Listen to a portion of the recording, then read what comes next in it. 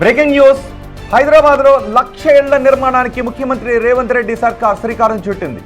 ఇందుకు మంత్రులు పొంగులేటి శ్రీనివాసరెడ్డి, అజారుద్దీన్, ఎంపీ అసదుద్దీన్ ఓవైసీతో బుధవారం స్థలాలను పరిశీలించారు. నాంపల్లి, మలక్పేట, బహదూర్పురాల్లో నియోజకవర్గాల్లో కుల్సంపుర, అఫ్జల్ సాగర్ ప్రాంతాలలో, కాలాదేరా, గడ్డి అన్నారంలో శిథిలావస్థలో ఉన్న ప్రభుత్వ భవనాలను పరిశీలించారు.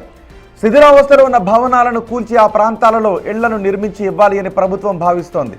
కాగా తొలి విడతలో 1,00,000 ఇళ్లు నిర్మించాలి అని ప్రభుత్వం నిర్ణయం తీసుకుందని మంత్రి పొంగులేటి చెప్పారు.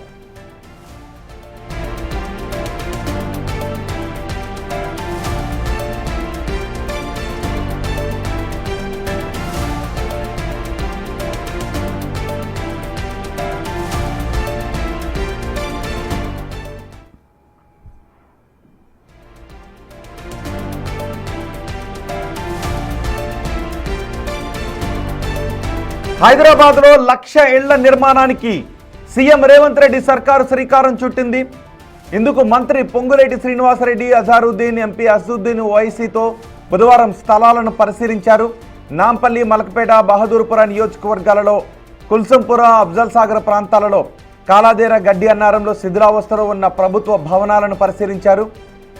ఆ శిథిలావస్థలో ఉన్న భవనాలను కూల్చి ఆ ప్రాంతంలో ఇళ్లను నిర్మించాలి అని ప్రభుత్వం భావిస్తోంది.